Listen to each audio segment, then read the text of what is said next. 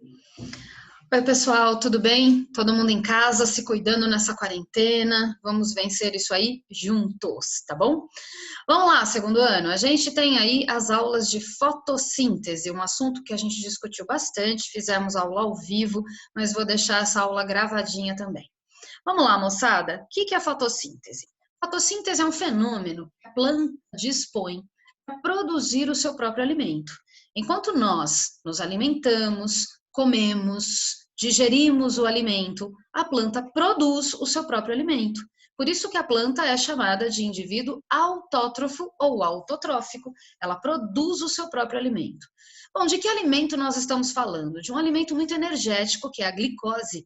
Nós, animais, precisamos comer, digerir o alimento para tirar dele a glicose que é tão energética. A planta não. A planta fabrica a sua glicose.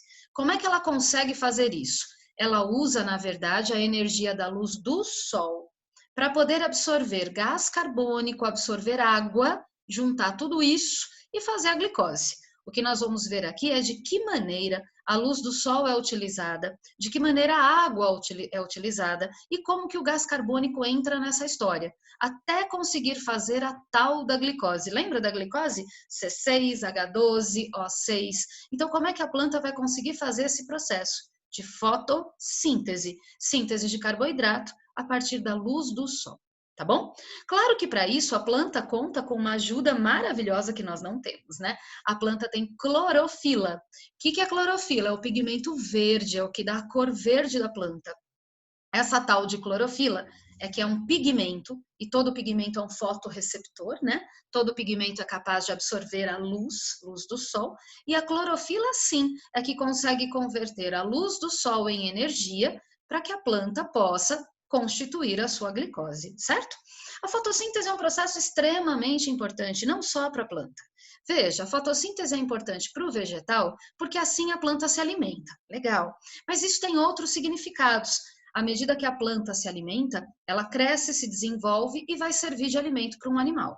Se o animal come a planta, ele cresce, se desenvolve e serve de alimento para outro animal. Ou seja, a fotossíntese é a base da cadeia alimentar. E você tem que lembrar que a fotossíntese libera oxigênio. Todo o oxigênio que nós respiramos é proveniente da fotossíntese das plantas. Então, esse fenômeno é para lá de importante, ok? Vamos lá. Nós temos aí o processo de fotossíntese. Onde é que ele ocorre? Basicamente nas partes verdes da planta, então principalmente nas folhas, né? Lá nas folhas existem as células preparadas para isso. Então o que vai acontecer? Vai ter absorção de água por osmose desde a raiz, e essa água vai ser conduzida até as folhas, e lá nas folhas vai ter a absorção de gás carbônico. O gás carbônico é absorvido diretamente do ar por aquelas estruturas que existem lá nas folhas, que são os estômatos.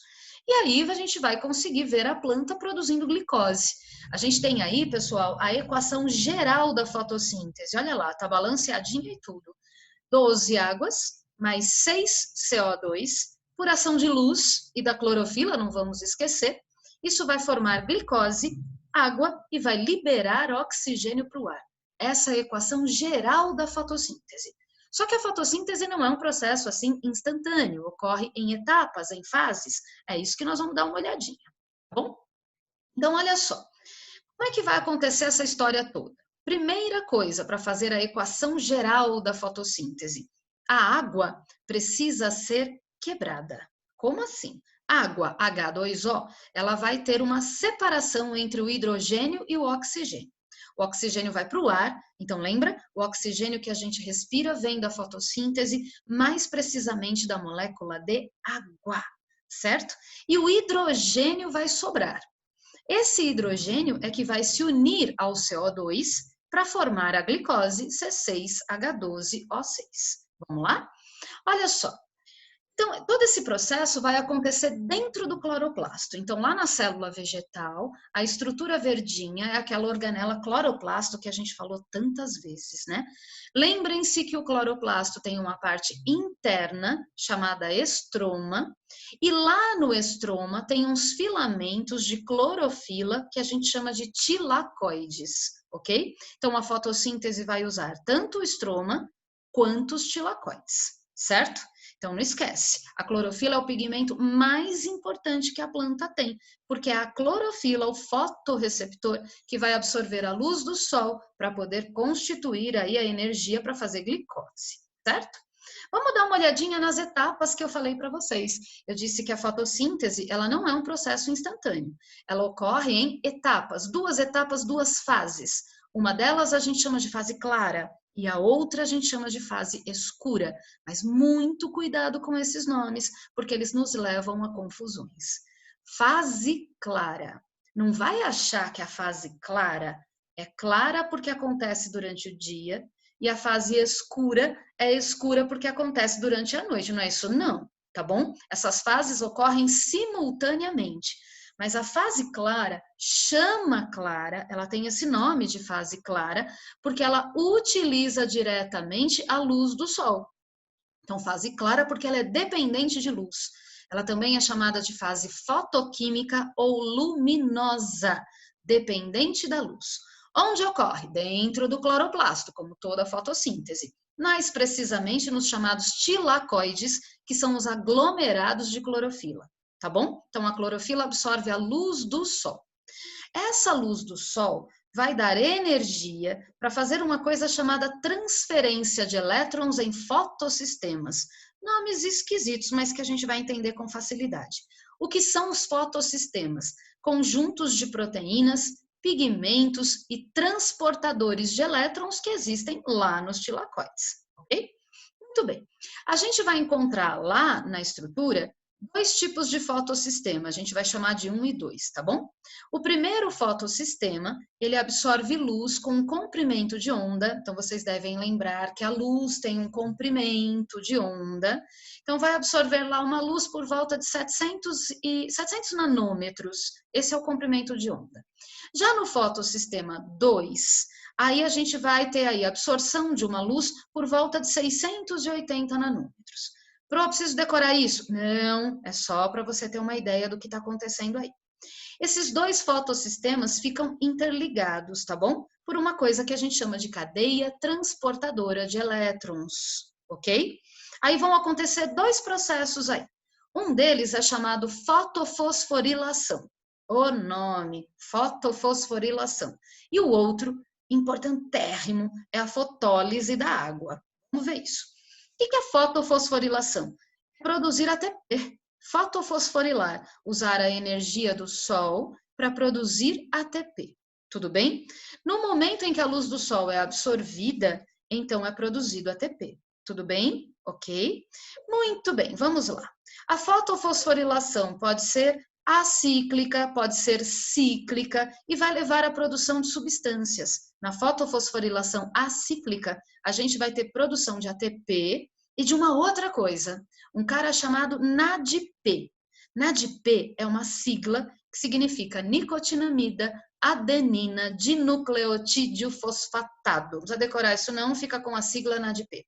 Ok? No processo acíclico, o hidrogênio é retirado da molécula de água e acoplado aí. Então, ele vai formar NADPH2, ok?